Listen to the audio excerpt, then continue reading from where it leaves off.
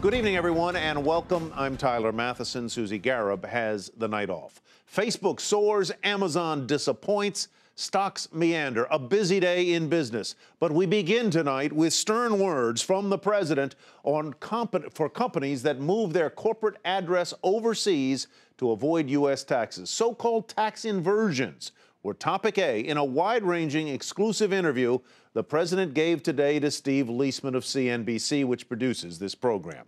Liesman began by asking the president whether companies that use the legal inversion maneuver were unpatriotic or un-American. Companies thrive in the United States in part because they benefit from the best university system in the world, the best infrastructure, although I'd like to see us do a little better on infrastructure. There are a whole range of benefits that have helped to build companies, create value, create profits. For you to continue to benefit from that entire architecture that helps you thrive, but move your technical address simply to avoid paying taxes, is neither fair nor is it something that's going to be good for the country over the long term. And this is basically taking advantage of tax provisions that are technically legal.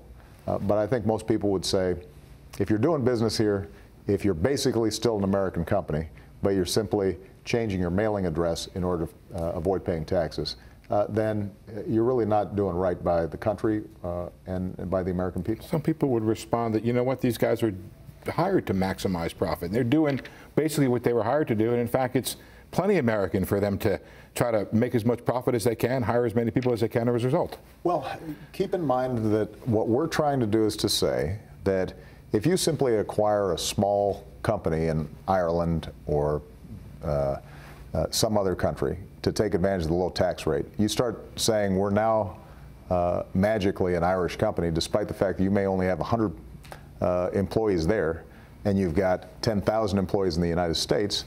You're just gaming the system. You are an American company. You continue to benefit in all kinds of ways from being an American company. It is true that there are a lot of things that may be legal that probably aren't the right thing to do by the country.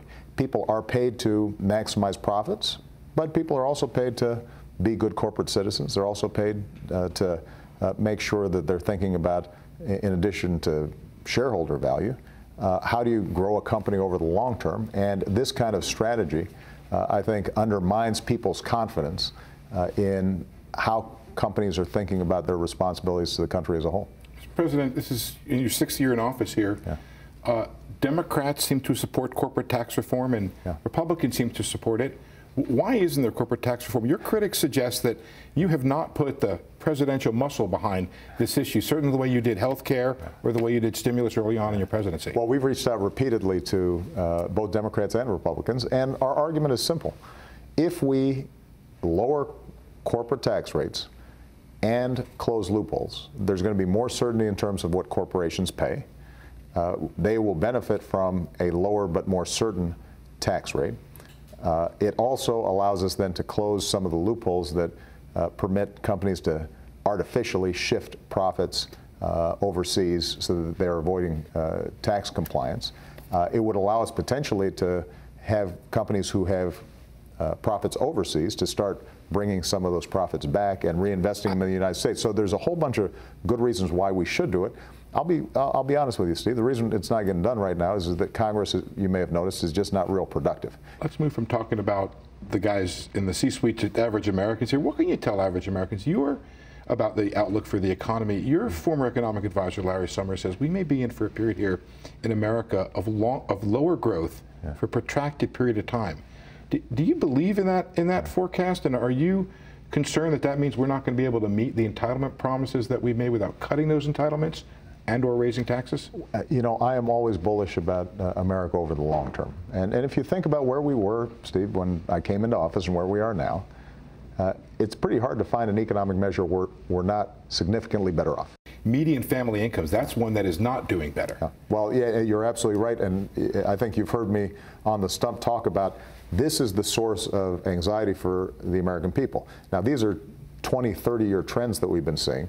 a larger and larger portion of increased productivity and increased profits accruing to the very top of the economic pyramid, and the vast majority of middle class folks and folks trying to work in the middle class not seeing higher incomes, higher wages.